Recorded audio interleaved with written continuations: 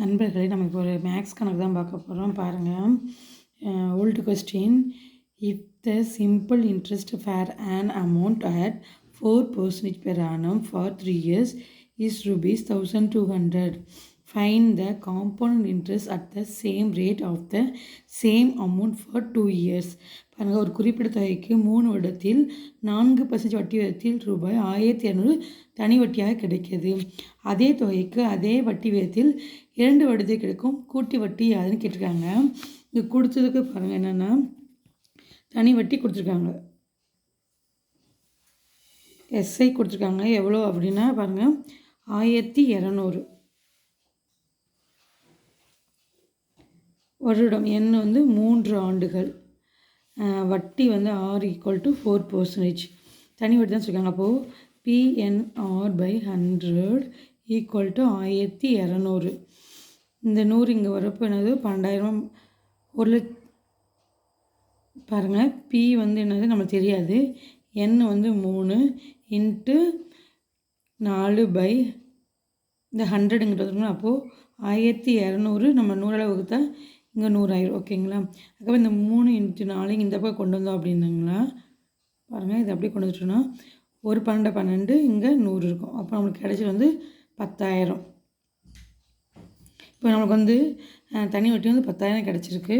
இப்போ வந்து நமக்கு கூட்டு வட்டி தான் கேட்டிருக்காங்க. அப்போது P1 + R/100 ஃபார்முலா படி போட்டோன்னா P வந்து நம்மளுக்கு 10,000, 1 + R/100 இங்கே 2 வருஷத்துக்கு கேட்டிருக்காங்க. இப்போ நம்ம இதை எப்படி போட்டுடலாம் எப்படின்னா 104/100 × 104/100.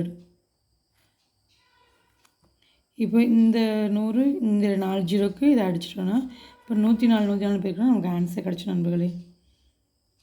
நாங்கள் 16 1 1 4 0 0 0 இங்கே 4 இங்கே வந்துடும் 4 0 1. ஓகேங்களா? அப்போ 6 1 8 0 1. நம்மளுக்கு கிடைச்சது வந்து 10,816. பாருங்கள், 10,816. நம்மளுக்கு ஏற்கனவே அசல் வந்து 10,000ன்னு தெரியும். அதுலேருந்து கழிச்சா நமக்கு ஆன்சர் வந்து 816. பாருங்கள், ஆன்சர் 816.